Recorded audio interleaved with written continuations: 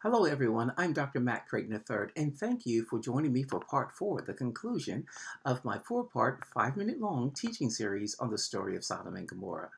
Sodom and Gomorrah is probably the most commonly used biblical reference to support the interpretation that God hates homosexuality and the homosexual.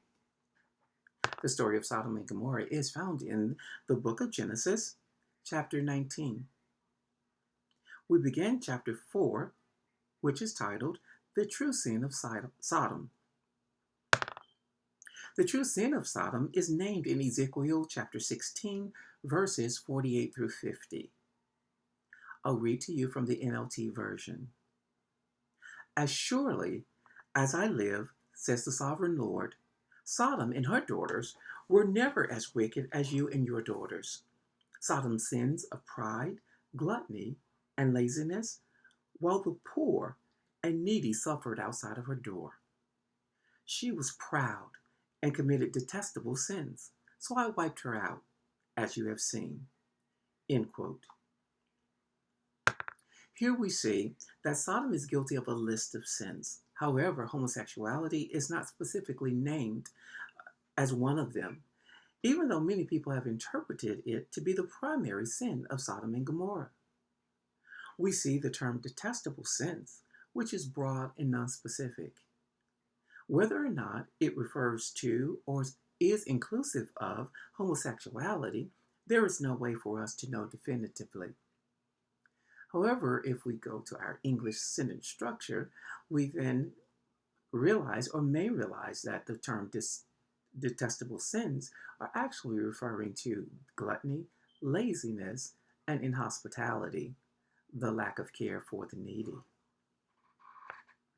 In this passage in Ezekiel, God is speaking to the city of Jerusalem, the birthplace of Jesus, and says that their sins are more egregious than the sins of Sodom. In the present-day church, it's often perceived that being gay or homosexual is the most egregious or the worst sin that there is, even though there's no big sin or little sin. For those who believe the traditional interpretation that the sin of Sodom was homosexuality, the Bible states that Jerusalem was much worse than that. So, even if we consider Sodom was destroyed for rampant homosexuality, then whatever was occurring in Jerusalem, which was much worse than that, in the Lord's eyes, however, the Lord didn't see fit to destroy Jerusalem as he did Sodom. I shared this 4-part teaching on Sodom and Gomorrah in order to educate people on the story, and so that they realize that the story does not condemn homosexuality and homosexuals, as many have been taught. Instead, the story teaches us just how much God hates sin. We are fortunate today that Jesus sacrificed his life so that we could have the gift of forgiveness of sin if we simply confess our sins. There remains debate on the interpretation of other scriptures that have been directed towards homosexuality and homosexuals, so each individual is left to his or her own interpretation and understanding. In other words, work out your own soul salvation.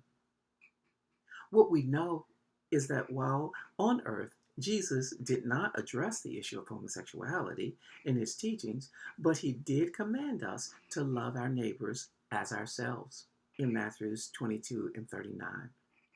Regardless of whether you believe that homosexuality is right or wrong, you are commanded to love everyone, including LGBTQ community. I want to remind you that love does not condone segregation. No one considers the era of racial segregation in America to be an example of Christian love between blacks and whites. Why does the church consider segregation of LGBTQ individuals within the church an example of loving them? The message is, you can attend our services, sow seed offerings, and pay tithes, but you can't serve in leadership. You can't teach Sunday school or Bible study. You can't work with our children or youth. You can't preach in our pulpits.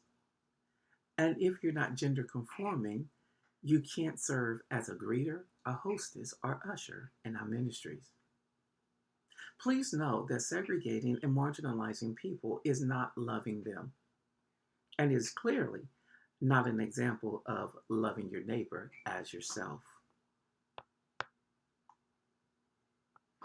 As we conclude my five part 5 minute long teaching series on the biblical story of Sodom and Gomorrah as it relates to homosexuality, I do want to emphasize to you that homosexuality itself is not a sin. It's a state of being homosexual, just as heterosexuality is not a sin itself. It's just the state of being a heterosexual.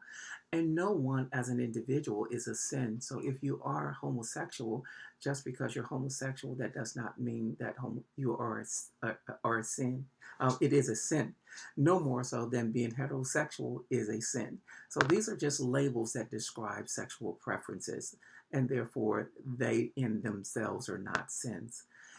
If we are committing sin by having sex with someone we're not married to, that's fornication or adultery, and that is the sin, regardless of whether it's with someone of the same gender or different genders. So we want to be clear on that as well. So I thank you for the privilege of your time. God bless you, and thank you for joining me for this four-part series. Be blessed.